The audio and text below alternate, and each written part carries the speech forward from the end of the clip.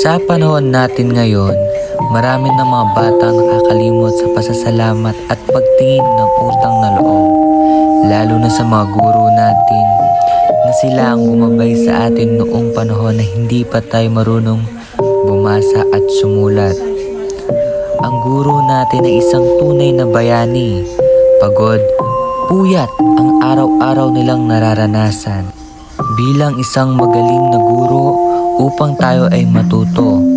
Walang hinangad ang mga guro natin kundi tayo ay matuto at tahakin ang daan para sa ating tagumpay sa buhay.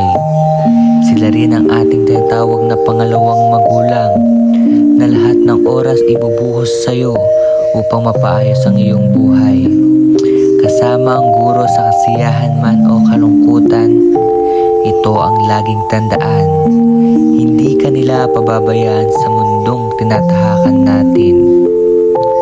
Kaya't ako ay sumulat para sa mga guro natin na hindi matatawarang serbisyo na handog nila para sa atin.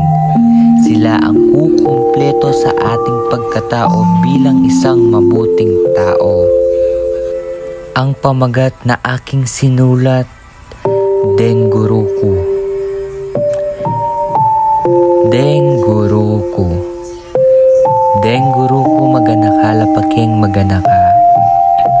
Sopan na ka rin problemang daratang kaya ka. Eda kalakuan andyang nano pang malyari kaya ka. Tanggapan da ka andyang nino ka. Api nila rin asuan tamong pangaduang pengari. Api nila rin pamilitan nakit ang kabilang section andyang Manburi. Api nila rin kasawap mong patsiyatin kang mabayat at dadanasan. Api nila rin teteta mo bangka nita mi puntata mo keng wastu aliwaking kabolangan. Emoy ngobra din gagampanan da.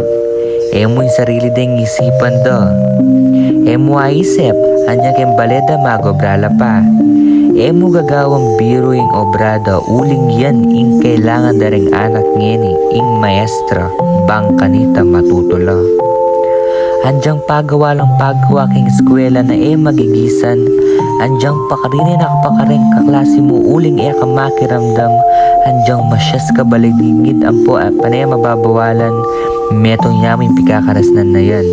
Kaluguran na kauling mantala rin taraturong kapampangan. Na eda kalakuan ken babo. At tsula mo ken lele mo ang tabayanan na kingapak ning pangarap mo.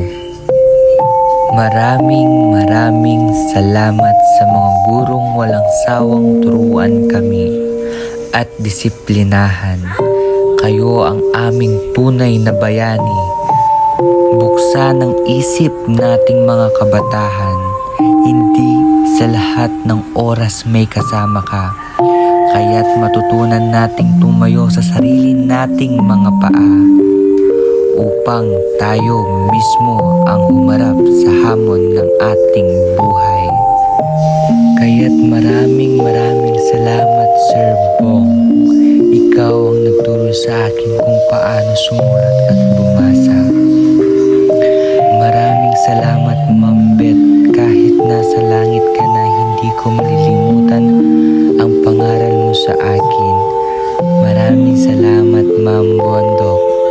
Maraming salamat, Ma'am Edith. Ikaw ang naging kaibigan ko. Hindi po kita malilimutan. Ma'am Angel, maraming salamat po sa paggabay sa amin kahit na lagi kang nai-stress sa amin. Maraming salamat din po sa mga guro ko sa high school. Sir June, Sir Mike, Ma'am Michelle, Sir Reggie, Ma'am Ann. Sa senior high school ko, maraming salamat po, Ma'am Elma, Ma'am Lady, Ma'am Ali, Ma'am Lian, Ma'am Eden, Ma'am Sarah, Sir Lloyd, maraming salamat, Ma'am Erica, Ma'am Jen, Ma'am Hazel, Sir Jotang, Sir Josel at Sir Anthony. Maraming salamat po sa walang sawang pagtuturo niyo po sa amin. Kayo po ang tunay naming bayani. Maraming salamat po. Maraming salamat din po kay Ma'am Jocelyn,